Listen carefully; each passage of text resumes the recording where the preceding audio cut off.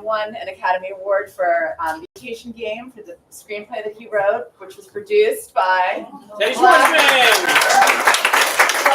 Teddy Schwarzman, who is a very special friend of the Bookshop, also because he is the brother of Zibby who brought this bookshop to Santa Monica.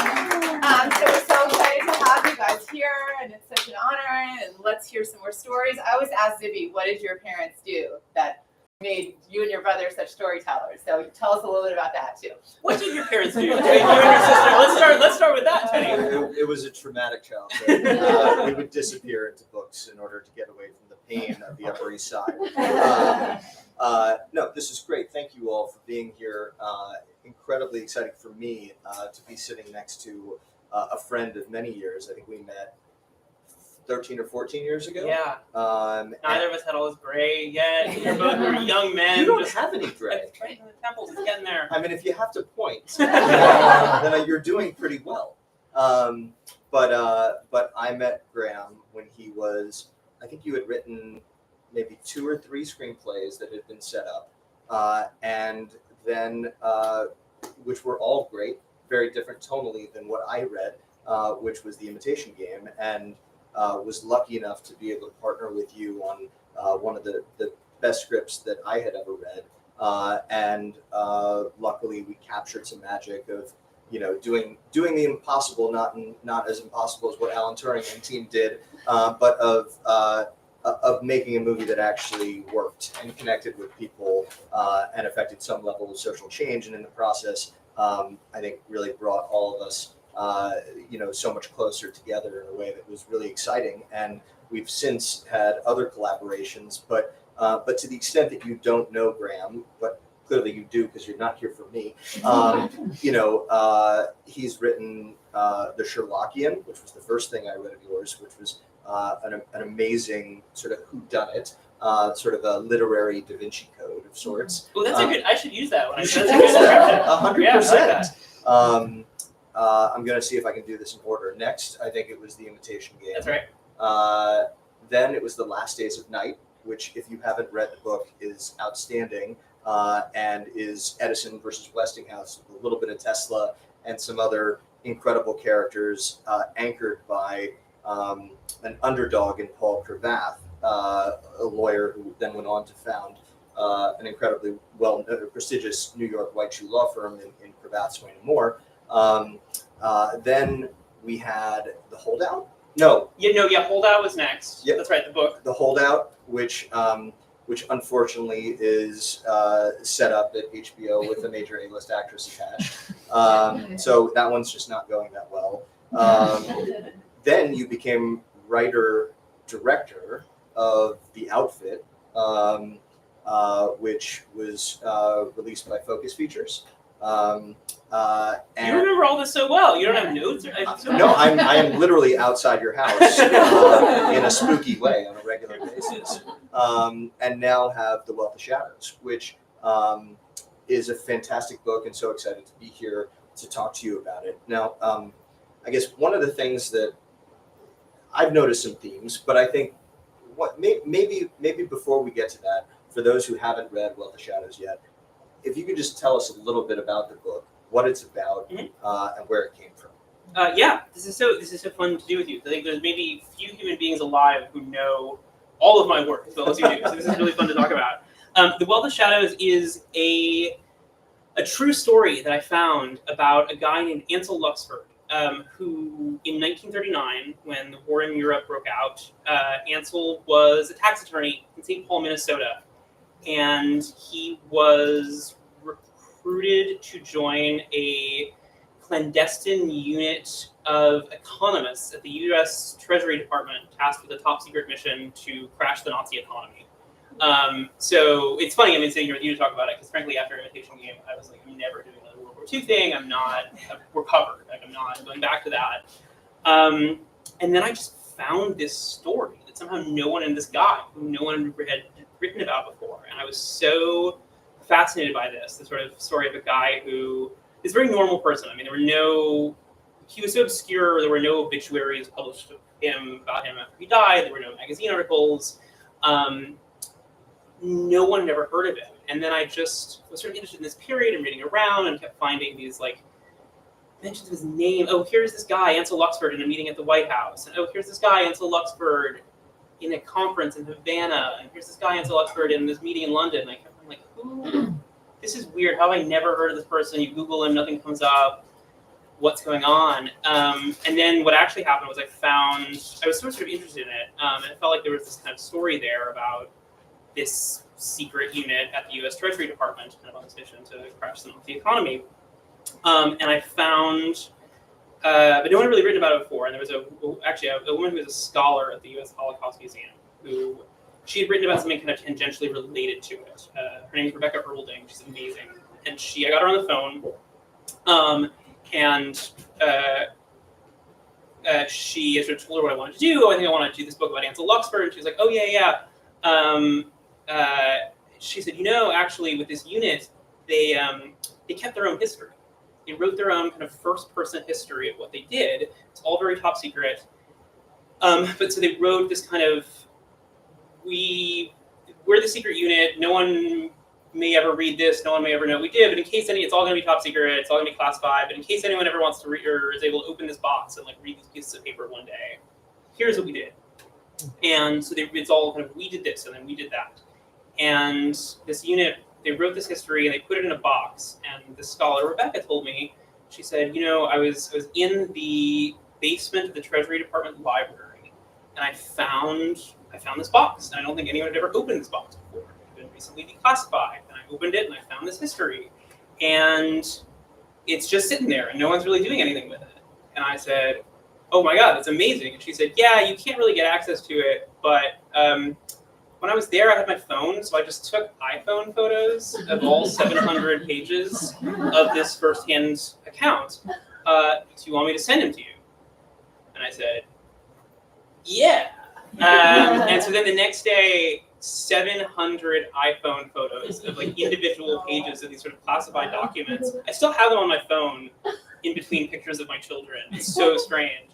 But reading that history, it felt to me like there was this secret history of World War II that I'd never heard before. It was sort of not a battle of armies, but a battle of currencies and a battle of money. And it was sort of a whole way into the war and frankly this group of, you used the word underdogs earlier, but kind of the least prestigious group of economists ever assembled, given this kind of monumental task in the face of a cultural climate that was, the U.S. in '39 was kind of assiduously neutral in what they kept calling the European dispute. The book gets into this, but according to the Gallup polling at the time, in 1939, even after the invasion of Poland, 12% of Americans wanted to get involved in any way in what they called the European dispute.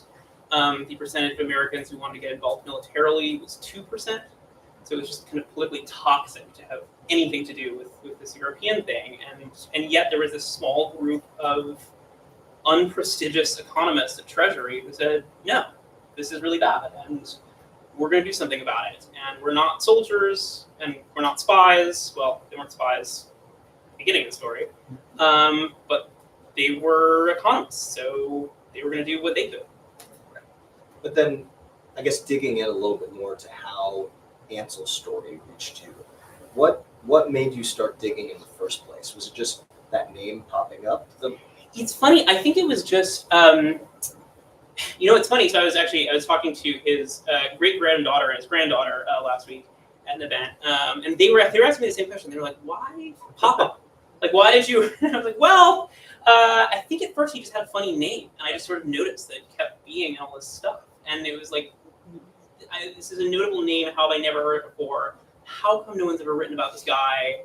It seems like there's a story here, like something weird is happening. It doesn't really make sense." And then, frankly, Rebecca sent me that 700-page trove of photographs, and that sort of showed me that there really was a story there. And then I found his children, which took a couple of months. It was really hard to find them. All three of his children are alive and well today. I finally got his daughter on the phone, and I explained who I was. I said, I think I might want to write a book about your father. And I think she thought I was an internet scammer, like trying to get a credit card. It was like, what I don't understand. You want to write a book about my dad? Why would you want to write a book about my dad? No one's ever heard of him. I said, well, actually, that's kind of why I think I want to write a book about your dad. I think he has this fascinating story. And do you think having done some level of research for the Imitation Game on World War II and understanding some of the players, understanding the dynamics, although there really isn't any overlap from a character standpoint here, but just understanding the stakes of that period was helpful to the process, or were you just like, whatever I do, I'm not doing the same World War II that I've done before? I guess both. It was really helpful because it was, again, I mean, I'm sure you've gone through this, where like the thing you say is the thing you don't want to. Whatever you say is the thing you don't want to do it. I'm never going to do it. I'm never going to do Sure. it. That's the next thing you end up doing. And it's something I remember you and I apparently talked about a lot when we were doing Imitation, was that period in the early part of the war when, how do I put this? When it really was not clear that this was going to end well. And in fact, all signs pointed to just the opposite outcome here. I mean, I think we have sometimes culturally a bit of a way of looking back at the Second World War with these rose-colored glasses, where we're like, oh yeah, look, the good guys won, everything's fine, like it all worked out great. But in like 39, 40, 41, 42, that was not obviously the case. And if you were in London or Cambridge or Bletchley, or frankly, if you were in St. Paul, Minnesota, or in DC, it felt like the end of the world. And I actually, frankly, an exercise that I'd done when we were doing Imitation, that again here, was just going back and read the front page of the New York Times every day in 1939, and you will get this. They have a thing on the website. You can just do it. You can go back and read it. I highly recommend it. You get this sort of chill because you're like, oh my God, you were alive in 1939, and these were the front pages you were looking at every day. Right.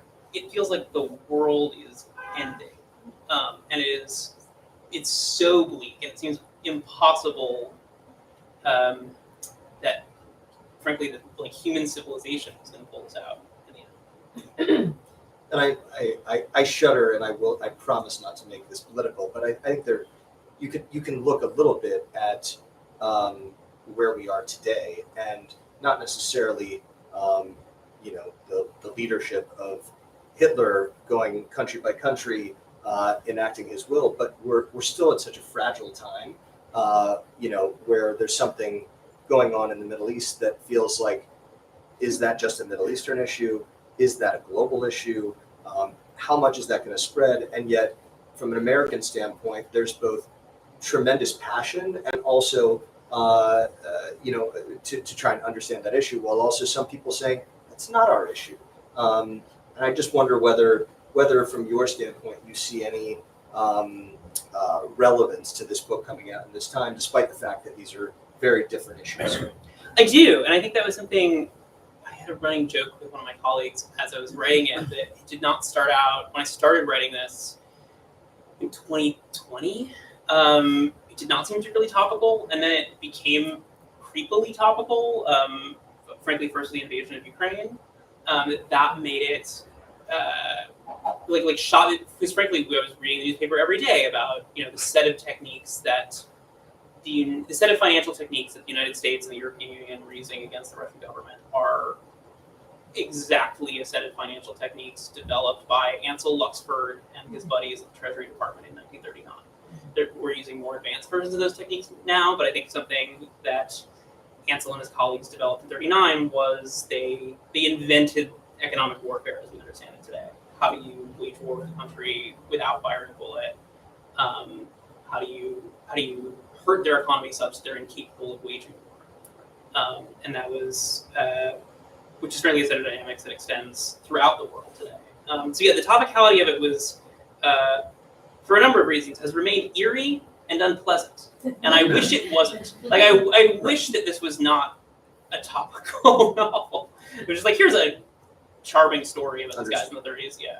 Well, and at the same time, I feel like, moving on from politics, but in subject matter, I feel like you find a way to hit stories, little known stories that deserve to be found, and yet when you hear about them, they can sound quite boring. No, you're right. Like the guy who created coding or like some mathematical thing to try and crack the Enigma code. What is the Enigma code? I'm not really sure. Or here, this is a book about using economic warfare. Oh, fantastic!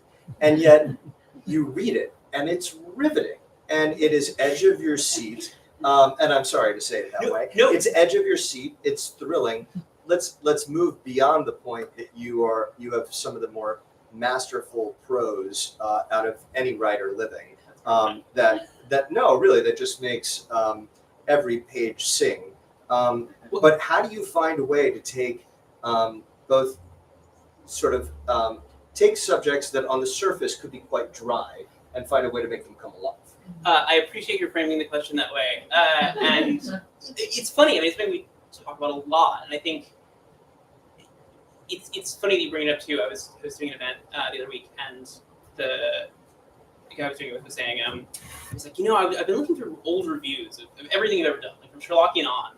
And he said almost every review of everything you've ever done, book or film, has had some line where the reviewer goes, and the subject matter seems like it should be super boring. But then you get in there, and this is totally engrossing and thrilling. And then I laughed because a very good, a kind New York Times review for the book came out yesterday, and we were very happy about it. And but it literally has that line, like word for word. It's like, this sounds like it should be boring, and yet somehow this is engrossing.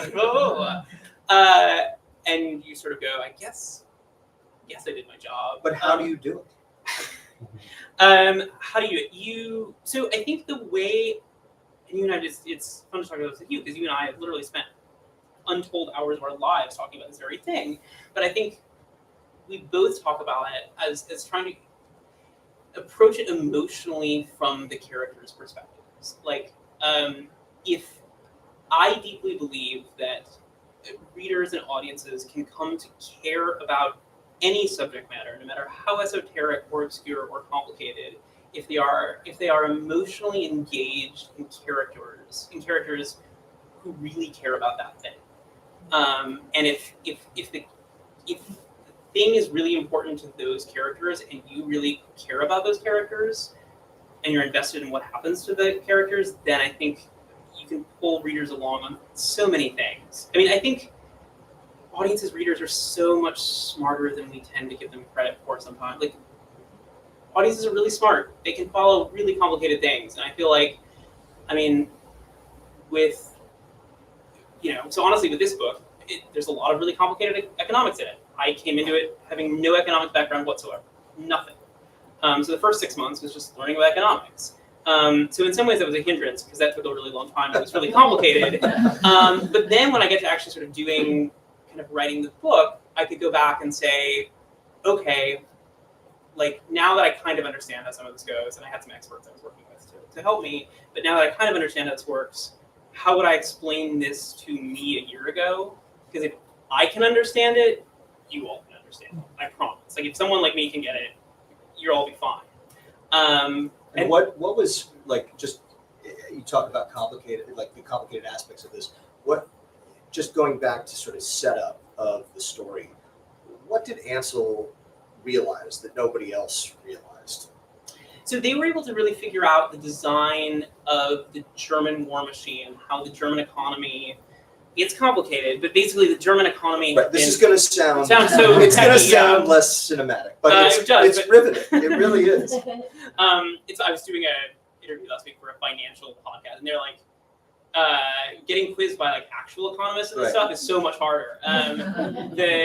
So what they essentially figured out was that the German economy, through this really tricky set of techniques, there's a guy named Hjalmar Schacht. Hjalmar Schacht was the head of the German, he designed the German economic system, the head of the Reichsbank. And he was nicknamed the Dark Wizard of Global Finance, which I always thought was very evocative. It's a good name. And he basically figured out a way to, there had been this question in the early 30s, by the early 30s, Germany was this backwater of Europe, right? Mm-hmm. Economically ravaged after the First World War. it had experienced 2 generations of crushing poverty. It was a disaster. Then within 5 years, it built the largest military in the world, which was quickly sweeping across Europe. So the question was, how on earth did they do that? Like, with what secret sauce were they able to conjure this massive military machine? And the question facing Ansel and his colleagues was, let's figure out what that secret sauce is, and then let's set it on fire, which is, in a nutshell, what they were able to do. And I think, kind of to your earlier question, there's a scene in the book that is largely about the structure of the German bond market. And nothing sounds more boring than that. But the thing is, you're kind of reading it from Ansel's perspective. What I would say is, like, to Ansel Luxford, this real guy in that real room on that real day, to him, if you are emotionally engaged with him as a character, nothing matters more to that man in that moment than the design of the German bond market.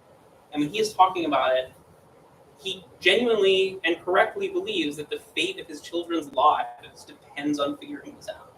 And so you're getting it, hopefully, from his head and his perspective, where this thing that might be a little complicated is the most important thing in the world.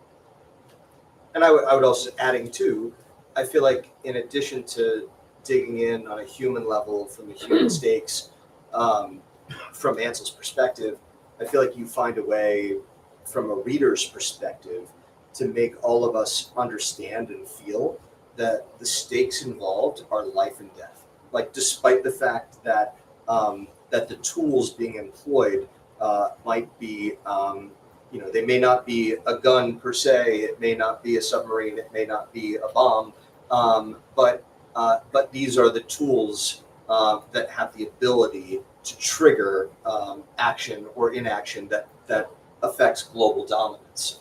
And so, as you're reading this book, each page is, it is from a stake standpoint, life or death as to, will people understand what Ansel is saying? Will they understand the task at hand? Will they listen and give him the opportunity?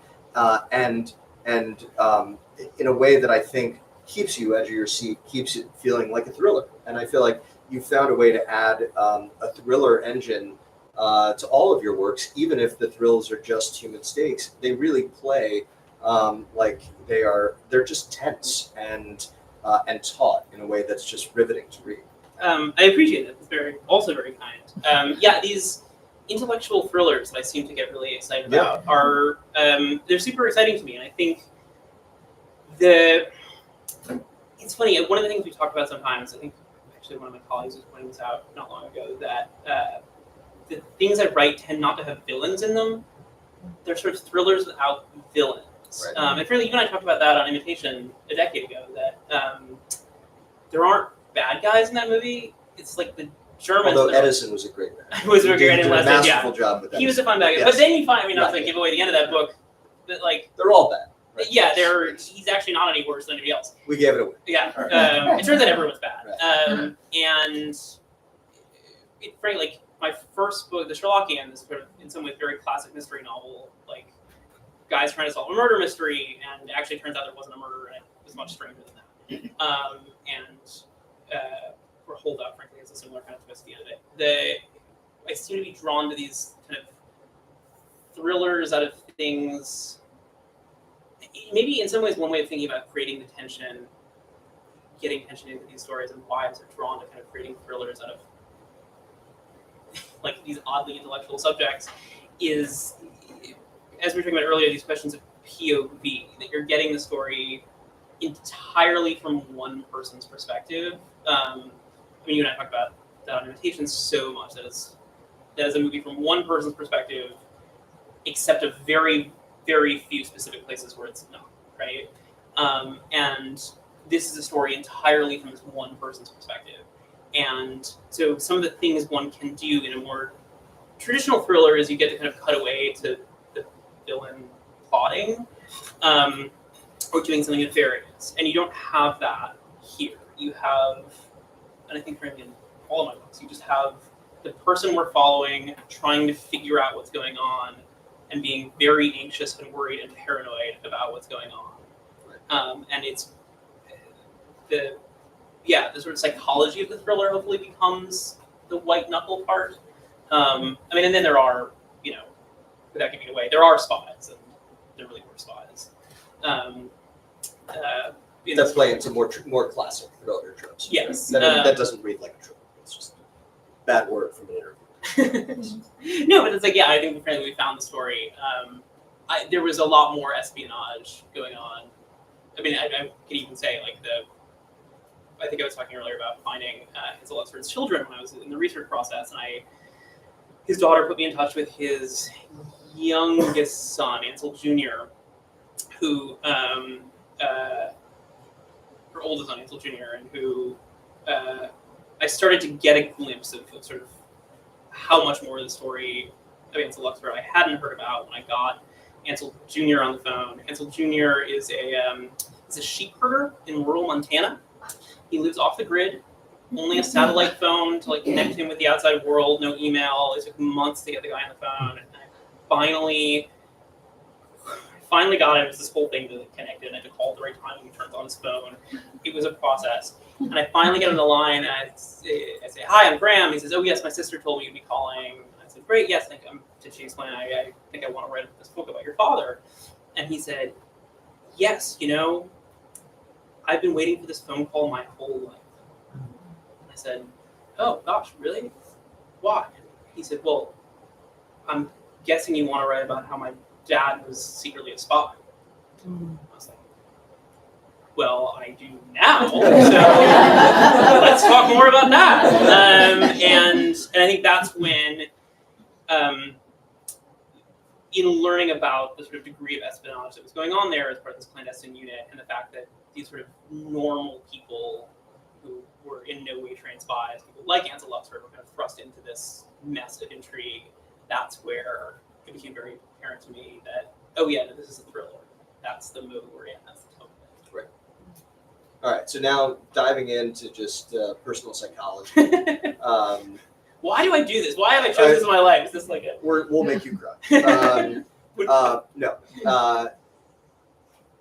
Thinking about some of the themes, thinking about some of the characters, thinking about your protagonists.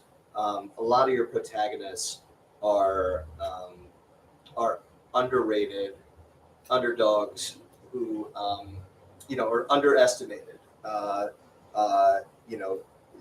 Could largely be ignored by society, who somehow find a way to harness their own superpower to affect massive change. And I guess, what is it that attracts you to the underdog? And do you have a superpower? Are you suggesting that I don't seem... Are you suggesting that I seem like an underdog myself? Well, Like, I would think after winning an Academy Award, you would no longer be an underdog. As the captain of my high school football team, let me tell you, I've always been a winner from day one. No, I think it was really fun to win something. Thank you for that. I appreciate we had a great time. You were there. We hugged. It was a lovely moment. I don't know. I think in some ways what it is I like, as you're saying, I'm really drawn to writing about kind of subjects that we think we sort of get the gist of, that we think we've seen before, from really unexpected angles, which means from really unexpected POVs. I think what I get really excited about is a POV I feel like I haven't seen before. When for my first book on, it's sort of like that's a book about it's about Sherlock Holmes, but Sherlock Holmes isn't in it. It's about a Sherlock Holmes obsessive, and I spent a lot of time hanging out with these Sherlock Holmes obsessives and learning what their lives are like. And it's an amazing read if you haven't read it. Yes, I've finally been invited to go speak at their annual convention this year. I was banned for a number of years. The book, I'm just gonna say this. Yeah, they had a mixed reaction to the book. Sometimes they felt that I made fun of them. You were not embracing the society. Not all the way. So I'm excited to finally go speak. But so from then on, finding these like sort of an untraditional way into a story you think you've heard before. So like both the Imitation and What the Shadows are kind of what felt to me like new, unexpected POVs on a kind of World War II spy story. Frankly, in both of those cases, and I think that excites me. And I think, showing people. I will say that like maybe underdogs comes from the fact that I have a hard time. It's actually come up with some of my colleagues. I have a hard time writing about characters who don't want anything. I've tried and it goes really bad. I'm much better with characters who want something desperately. And actually, I'll say years ago, an old friend said, I found this so like psychologically crushing. She said, and so many years ago, she said, everything you ever write is about this lonely person, this lonely weirdo who wants thank you, Teddy, who wants one thing, and they want it so badly. They want that one thing so badly. They are willing to sacrifice everything else in their life to get it. And then they get it, and it's the worst thing that ever happened to them. She said that like 15 years ago. And now think back, everything actually does strangely have that. Like Imitation definitely has that. Well, the Shadows has that. Yep. Like, all of the other books. Last Days definitely has that. But they don't feel similar in the sense that you can read all of Graham Moore's books and be incredibly excited and feel like you've been taken to new worlds with new characters. But I think the whip smart prose, the pacing, the energy, the rat-a-tat-tat of of your style will grip people regardless of subject matter. Not to mention the fact that you leave each book feeling smarter, which is always nice. I appreciate that. Yeah, I think there may be more dialogue in this than in one of my previous editors had said something to me at one point about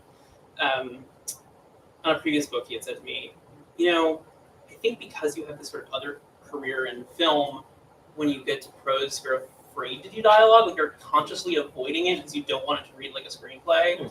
And then he sort of said, but like you write screenplays, dialogue's kind of your thing. Maybe you should put some dialogue in the books. Like you're good. And I was like, oh yeah, let's do it. So there's a lot of a good segue. Books or scripts? Which do I like more? Whichever one I'm not doing that day. The grass is always greener, and it's I've been through this a number of times. I'm always going to do both. I love writing books. I started writing books. Writing novels I love the ability. I feel so fortunate that I get to do that. I get to go lock myself in a dark room for 6 to 12 months and write a book, and that's so great. I will say, though, that at the end of being locked in a dark room for 6 to 12 months, I get a little lonely. I want to talk to other human beings. And then I get to go work on a film. As you well know, when you go work on a film, you are not locked in a dark room for 6 to 12 months. There's a lot of phone calls, emails, just talking to people. And so it's this very social experience. I think the reason to go make a film is that it is a social experience. It's a collaborative experience. It's like I cannot think of an art form that is more fundamentally collaborative than film. And so it's really fun then to go get to do that. And then usually after a year or two of that, I kind of go, I would like to be alone in a dark room now for 6 months. See you all on the other side. Now, if memory serves, even as when you were as a screenwriter, you would still treat the process of writing as something that that you not only took incredibly serious, but you had a protocol, if memory served, that you would get dressed every day, you would put a jacket on, you would go to a third-party location, and you would check in, right? Is that for your job of being a writer? And I think everybody has different ways that they like to write, but I guess what's your process? I still wear a jacket to the office every day. I knew he would be much better dressed. Sorry. It's funny. My own insecurities again. Teddy knows these things about me. I started wearing a jacket to work probably 20 years ago when I was living in the smallest apartment I have ever seen in my life in New York City. And Matt, who's sitting there, has been to that apartment many times and can vouch for this smallness of this place. And my desk was touching my bed. There's just enough room to maneuver past the desk to get onto the bed. And so trying to write there and having it feel like I'm not just lying in bed was a challenge. So I just started putting on like a jacket and a tie, and I slide from the bed to the desk and the chair, and I'd have my jacket and my tie, and I would sort of be going, this is work, now I'm working, and this is professional, and I have to take this really seriously, and if I take this really seriously, maybe other people will start taking this really seriously too. And so that's continued to this day. But it's funny, I think sort of in a larger sense, my process has likewise not changed since I was 22. Like I read a lot, I find these stories that I get totally obsessed with. I'll find something, everything I've ever done has been based on a real story, whether or not we kind of say it as or talk about it that way. Like even The Outfit, the film I directed a couple years ago, it's a fictional film, but it's inspired by a real incident. There was a real thing that happened that we got really excited about. And then decided we wanted to fictionalize it enough that it was like, let's just make up our own fictional thing inspired by it. So it's always like I find some real thing and I'm just so obsessed with it. I can't get out of my head. I want to talk about it every day. I want to write about it. I want to like live in this world. I'm obsessed with these people. And, you know, I'm still sort of medium agnostic. There's always this kind of, well, should it be a movie? Should it be a book? Do I want to do a play? Do I want to, one of my colleagues, one of my agents actually keeps joking that he dreads the day I call him and say, hey, I've got this great new idea, and I think it should be a puppet show. And I promised him that one day I will call him with a top-notch puppet show idea, though it is yet to occur. So it's like trying to figure out, okay, what kind of thing is it? Like, is this, look at this, okay, the economics is going to be really dense. This feels like a novel. Let's start there. And then that's the process. And I started outlining and doing it. But it's that first kind of it's that obsession. I mean, I guess that's my kinship with these characters, is that I get so obsessed. Because you know what it's like. I mean, you've made a lot more movies than I have. And like to make anything, it takes years. Like I think about this all the time, that if you're going to go make something, a book or a film, I mean, you have to be willing, if you don't want to talk about that thing every single day for 4 years, maybe 6, it's not worth it, because you'll just end up being miserable. Like, there are a lot of ups and downs, and you have to assume that at a certain point you will be completely alone on that journey. Yeah. And do you care enough about the story that you're trying to tell and feel that it's not just important to you, but can affect others, that you're willing to invest multiple years to try and find a way to make it a reality. And I think you have continued to do so time and time again with your material. And we haven't even touched upon the fact that you transitioned to directing as well. And I haven't been able to ask you yet, novels, screenplays, or directing. But I feel like we're at the time of opening it up to questions. So it'd be great to see if anybody wants to throw anything out there. Otherwise, we'll just keep talking. But I'm just curious what your background was in college. What did you study? Was it writing or something writing related? No, I was a religious history major, believe it or not. Yeah, because I really believed in choosing practical, career-oriented subjects even then. No, I didn't know what I wanted to do, so that seemed interesting. I mean, it seemed fun. It was not something, I didn't grow up in a particularly religious household, so it was just sort of a world I didn't know very much about. And it was like one of my professors was a nun, and one of them was a Buddhist monk. Like, it was great. It was so cool. It was like people I just hadn't interacted with before. So it was super fascinating. But I think I tried, from school on, so much of my 20s was kind of spent trying to figure out that Venn diagram of like things I think are interesting, things I have any sort of aptitude at, and things someone might pay me money for. Like, can I try to at least get sort of 2 of those 3? And it was, I thought I wanted to be a journalist for a little while, and I tried it, and it was a disaster. I was a really, really bad journalist. But I was surrounded by all these people who were great journalists, and it was like, oh, you guys should definitely, some of whom have gone on to be quite acclaimed journalists now. And I feel justified knowing that I was right and that they should have been journalists and I should not have been.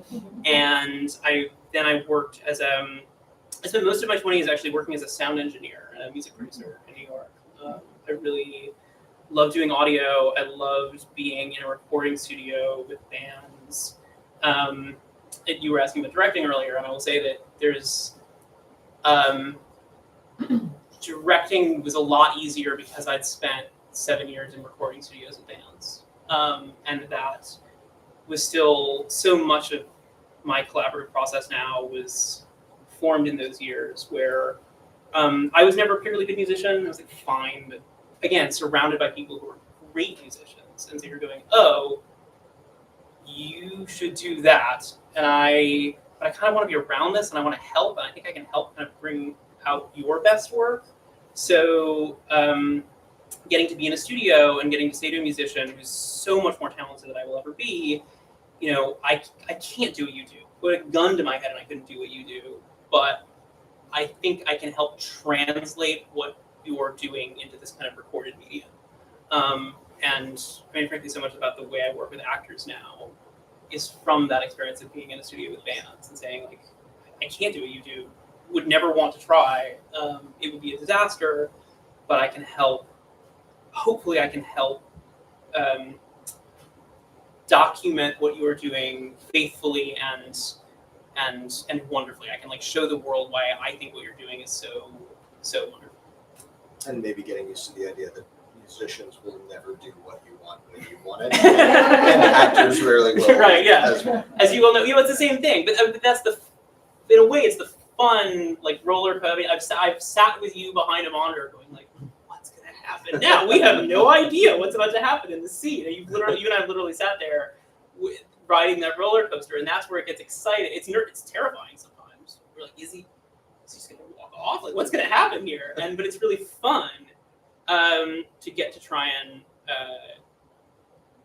to get to watch that, to get to try and shape it, to get to understand sort of how every actor's so different, just like every musician's so different. That's the other thing you learn is like I never worked with two musicians who had the same sort of process. I've never worked with two actors who have the same process. They're all so different, and if they're really good, the fun part is getting to figure out how they work. Like, how does their mind work? How are they thinking about it? How do I get the best out of them? I think about it a lot. Like, how do I not impose a process on them? How do I help their process kind of reach the screen in the best way I can? Sure. I have two. Okay, so going back to the very beginning about the classified documents and the kind lady who like took all the photos. So when you met with when you spoke with the children, like at what point did you say I have classified documents? I'm just like so. I found it's best not to lead with that, but Right. yeah, it's like about your dad. So it's funny that we talked about it early on, and what's interesting is I spoke to all three children, and if you ask any three children about their parents, you will get three very different answers, which was great. That was really exciting for me, especially as kind of a novelist, as someone working in historical fiction. I think in some ways that made it even more exciting because I was more confident in the idea that yes, this should be historical fiction.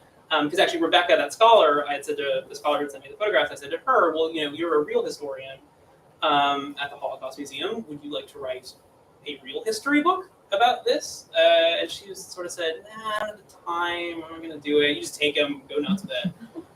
I said, thanks, Rebecca. And but because so much of it, even from those documents, was unclear, and I had so many conflicting stories, it felt like the medium of historical fiction was a great way to pursue that, where I could say, okay, these are the bits I know are true, and now I can kind of fill in the gaps, where I can make educated guesses where I don't. And I can imagine what it must have been like inside the brains of those people. So I think talking to the children about it was hearing their very different stories, saying to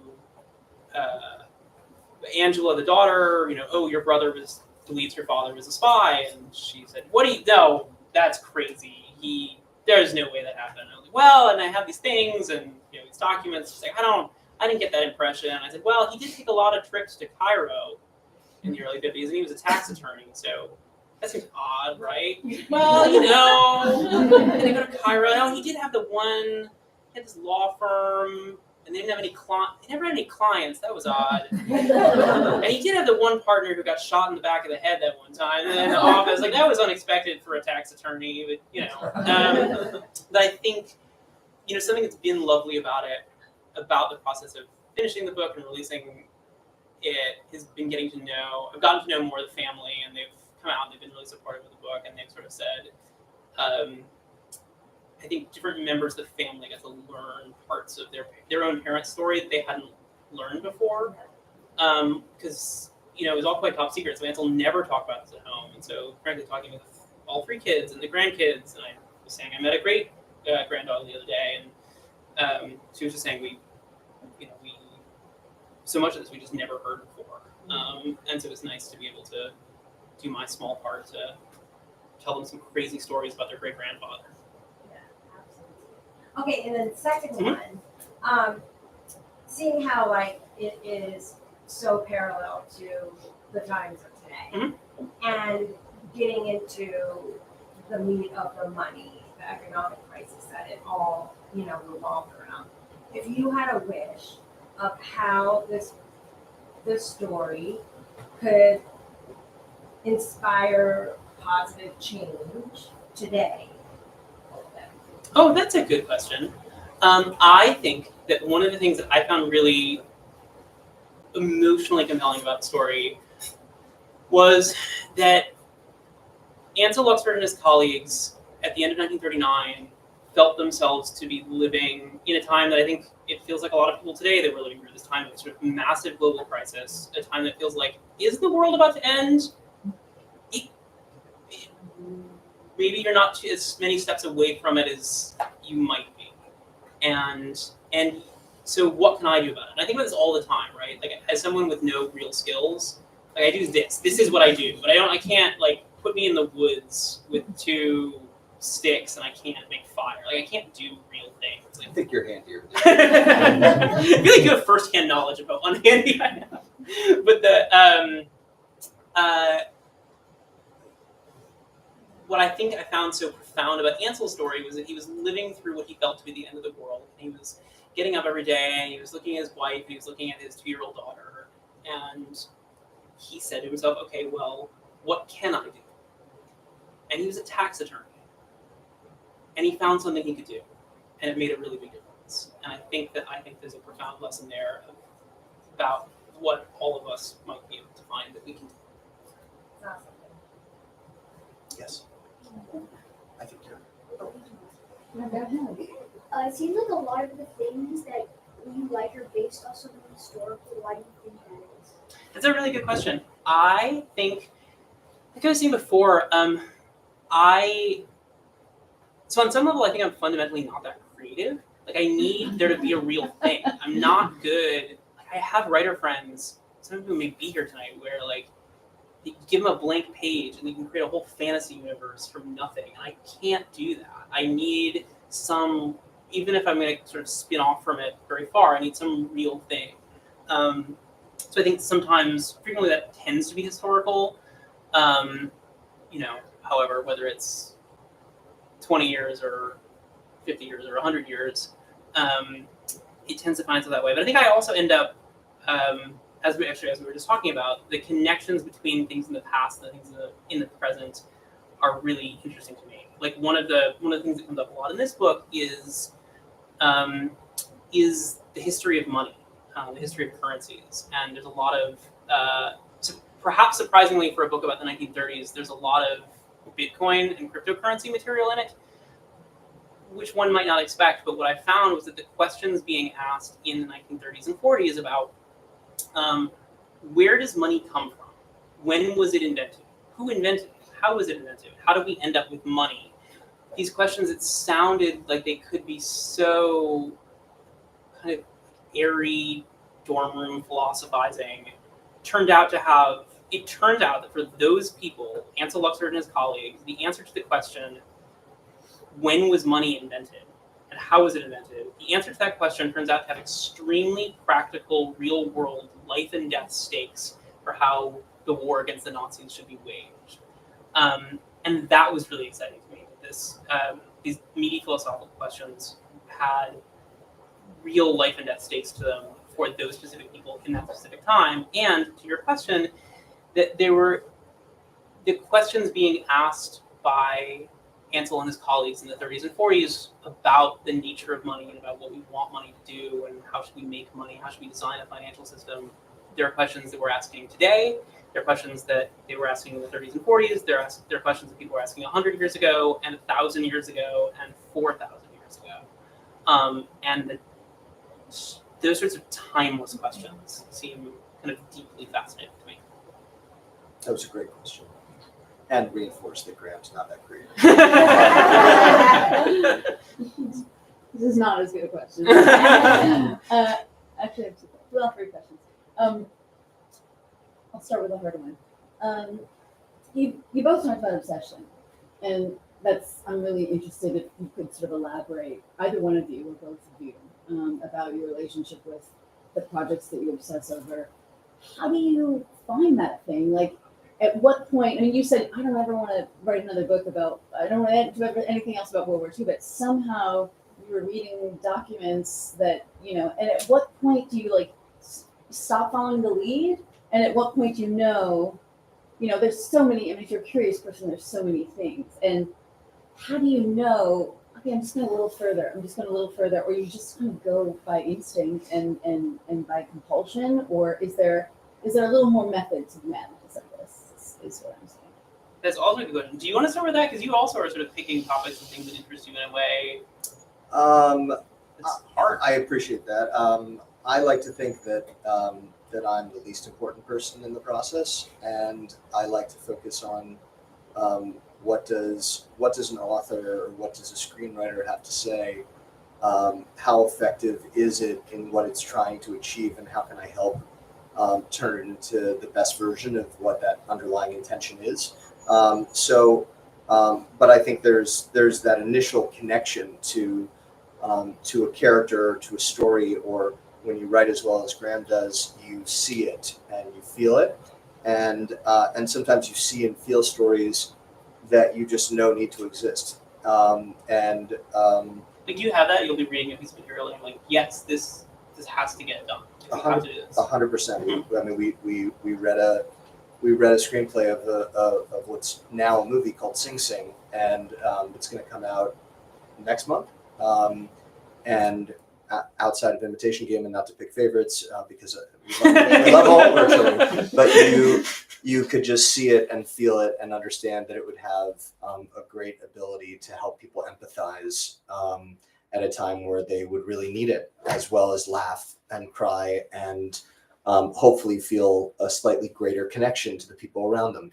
Or it would be a terrible movie. You never know, right? Because the process is so human in making a movie that there's hundreds of people involved, and any one decision by one person can topple the house of cards. So what you try to do is just set it up in a way where everybody has the same incentive, everybody feels fully invested, everybody feels motivated, because people tend to do what's in their own best interests. So it's sort of how do you collect and build the tent so that everybody is growing in a way that that cares, which is hard to do, especially when you're mixing art with commerce. But I would say for me, it's less of an obsession than feeling a great level of responsibility if anybody ever entrusts us with a piece of material to ensure that we deliver,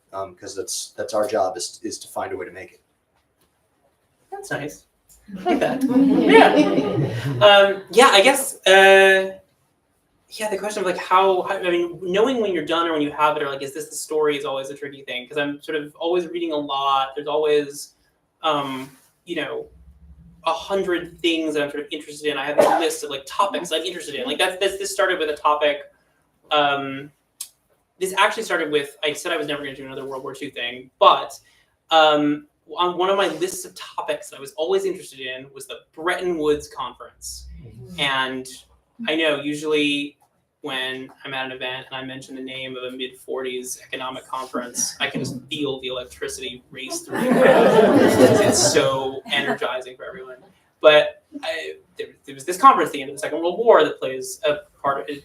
It ended up being the setting of the climax of this book, but it was this big economic conference, and I thought it was really interesting. So I started reading about the conference, and then frankly, reading about that conference is where I first, in a footnote, saw the name Ansel Luxford, and it just sort of stuck in my head until I found it again, which is frankly how, actually when Last Days of Night worked similarly, where I was interested in Thomas Edison, but I knew I didn't want to write about Thomas Edison, and just reading biographies, and then it was another footnote where it was something about, and then he had a meeting with George Westinghouse's head lawyer, Paul Cravath. I was like, is that the same Paul Cravath who started this law firm? It turned out it was. And so then you start digging into that.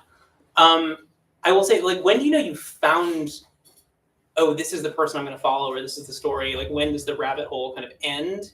Which I think was part of your question. Yeah. I'm not sure that it ever does. It's more like I abandon things a lot.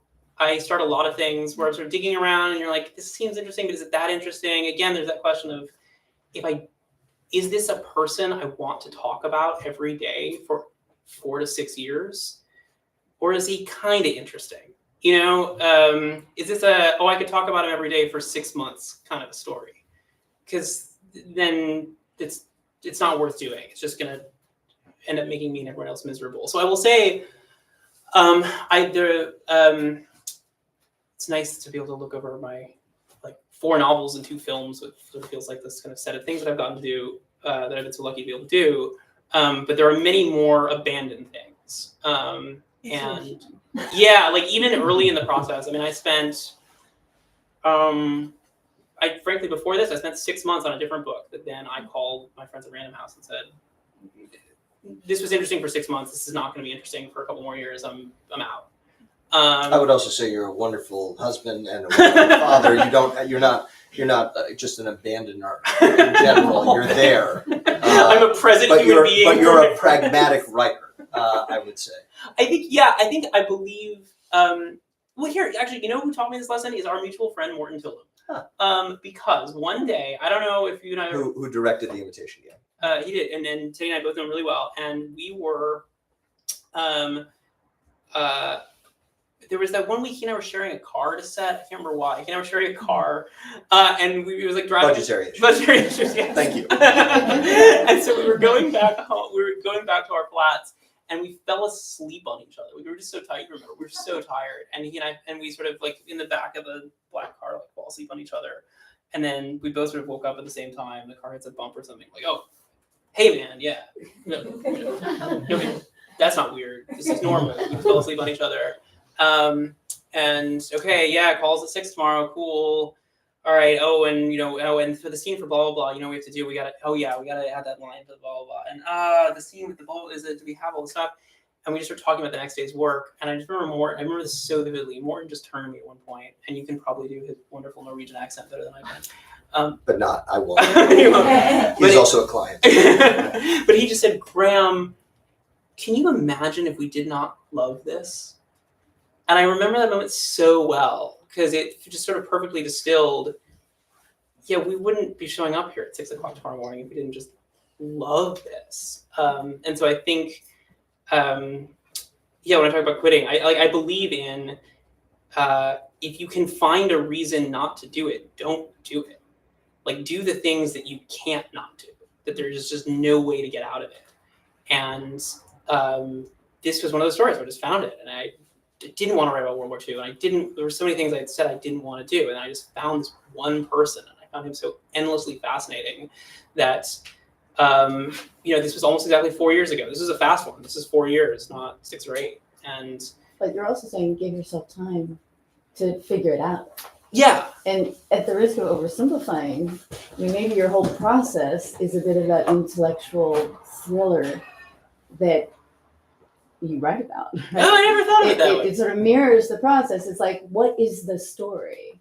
You have to kind of keep following the leads and figuring out what's going on until you get to the sheep herder and you find out, oh yeah, he was a spy. This is why this guy keeps popping up, because there's this thing going on that I'm getting pieces of it and putting it together. Maybe that's what is. I like thinking about that as a spoiler. That's sort of flattering, but yeah, I think. I was gonna say, and with that to go out on, thinking about time, we want to be respectful of your time. And Graham is going to be here to sign books. To the extent you don't own a book, you should not leave here without owning a book. I promise you will not be disappointed. But thank you all for coming out. It's really wonderful.